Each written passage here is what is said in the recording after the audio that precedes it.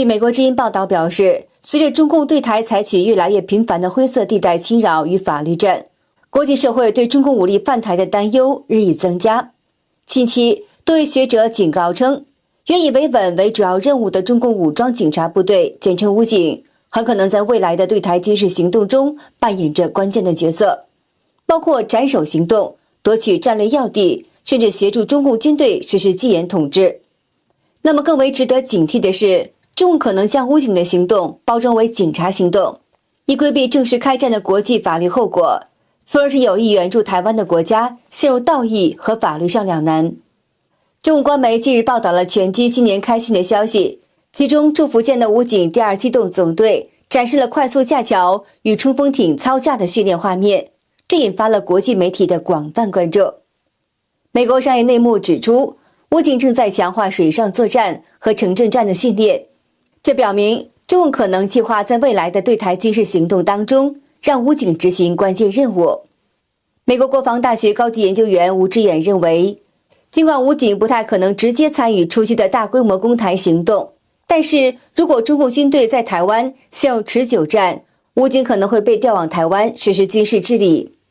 新加坡国立大学副教授庄家颖表示，武警参与攻台并不令人意外。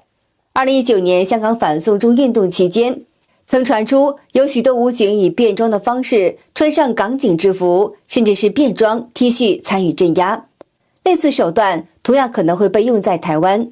不能排除中共武警可能会有一些人先潜入台湾，或者跟着他的主要的部队去台湾，开始做一些镇压与维稳的工作，这些都在他的功能范围之内。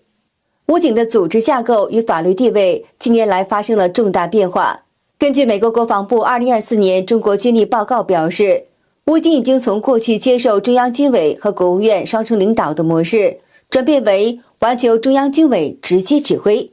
这一变化赋予武警更多军事职责。美国空军退役军官吉纳斯更在星期日投书台湾自由时报的文章中明确警告，武警是仅次于中共军队对台湾民主的第2大威胁。如果中共接管台湾，势必会派遣武警实施戒严，届时台湾人民将再次遭受邪恶统治的折磨。据美国国防部去年12月18号发布的2024年度中共军力报告中提到，中共军队已拥有世界领先的高超音速导弹库，其核武库的数量和质量也都在提高，并且已经达到核三位一体的打击能力。但是另外一方面，中共军队内部腐败严重，指挥官缺乏实战经验，这样的军队可能缺乏可靠性，难以实施作战要求，甚至无法到达战斗位置。报告中提到，2023年共产中国加强对台湾的外交、政治和军事压力。在这一年中，中共透过在台湾周边维持海军存在，增加越过台海中线和进入台湾防空识别区的次数，以及在台湾附近进行大型军事演习的做法，继续侵蚀台湾及周边地区的长期规范。其中2023年4月，为回应台湾时任总统蔡英文外访并过境美国，中共军队进行了总共为期6天的2个阶段海陆空环台军演，甚至出动了航母编队。报告中说，在这一年中， PLA 在印太地区采取了更多的胁迫行动，同时加速发展军事能力和作战概念，也增强中共对强敌作战并获胜的能力，和应对第三方介入中国周边冲突的能力，以及在全球范围内投射力量的能力。不过，美国国防部也认为，中共军队武力入侵台湾的可能既不是迫在眉睫的，也不是不可避免的。其原因一方面在于美国具有强大威慑力，另外一方面是中共军队还不具备武力攻台的实力。据2024年中共军力报告指出，中共军队的关键缺陷在于指挥官的战备状态和能力。中共军队自己有5大无能之说，描述了中共军官们需要改进的领域，包括不能判断局势，不能理解上级意图，不能做出作战决策，不能部署部队和不能处理突发情况。此外呢，中共军队可能无法到达其需要到达的作战位置，包括进行城市战和提供长途后勤。美国有线电视新闻网 CNN 早前曾援引分析人士说，虽然中共海陆空等战力都有数量的优势，但即使所谓的攻台胜利，也会让中共付出极为惨重的代价。多位分析人士向 CNN 表示，中共入侵台湾会比二战期间盟军在法国诺曼底登陆还要危险而且复杂。美国政府估计，当时长达近3个月的战役当中，同盟国与轴心国两边阵营死伤和失踪的士兵共计约50万人。先分析文章从海战、空战和地面战3个方面阐述各自利弊得失。海战方面，中共具有全世界规模最大的海军部队，也即约360艘军舰，而美军可部署战舰不到300艘。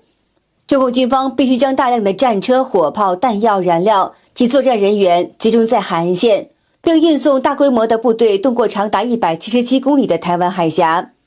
中共船舰渡海的过程既困难又危险，还可能沦为最好的火把。苏格兰圣安德鲁斯大学教授奥布赖恩说，中共侵台想法对中方海军来说是一场大屠杀，原因在于台湾一直在储备陆基反舰导弹，相较于舰艇，反舰导弹便宜许多。前美国海军前舰舰长、新美国安全中心资深研究员许卡特表示，有鉴于船舰数量优势，中共可能会派出数百甚至数千只的船只来消耗台湾导弹。在空战方面，据军事新闻网站 Flight Global 今年对全球空军的统计，中共有超过1600架战斗机，台湾不到300架，美国有2700架，但分布于全球各地。新美国安全中心评估，若中美之间爆发空战，双方很可能陷入僵局。在地面战方面，台湾大约有15万名士兵和250万预备役军人。台湾人熟知本地情况，又有强烈捍卫家园的愿望。中共要经过舟车劳顿才能够抵达台湾，等到与台湾军队交战之际，已经相当疲乏。中共因缺乏伞兵，也不太可能选择空降的方式。美国德国马歇尔基金会亚洲计划主任格莱伊认为，中共军队没有经历过实战考验，如果真要攻打台湾，可能蒙受重大损失。格莱伊指出，中共军队没有充分自信能够武力夺取并控制台湾，横跨海峡开战显然也比单纯跨越陆地边境困难许多。而中国也可能选择不全面攻打台湾，而是通过其他的方式发动攻势，例如夺取太平岛、东沙岛，或是金门、马祖和澎湖等离岛，或是将台湾本岛隔绝起来。美国智库外交关系协会刊登学者罗伯特·布莱克维尔与菲利普·泽利科夫的专文指出，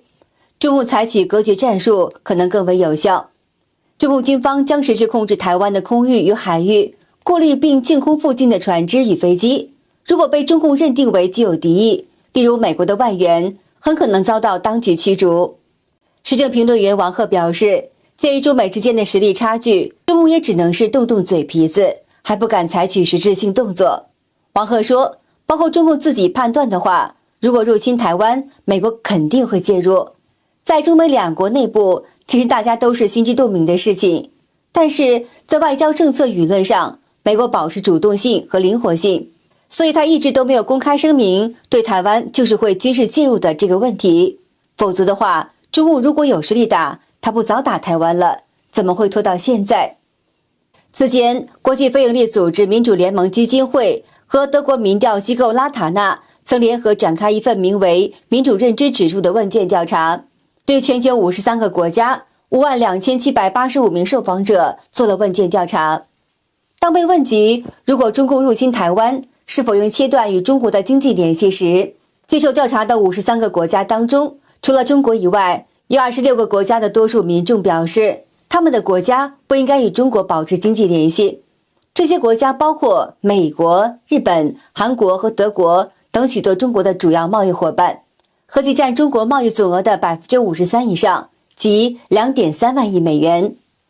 那么如果中共贸然入侵台湾，这些国家不仅可能中断与中国的经济联系，还可能采取更多的反制措施，使中共在经济上遭受重创。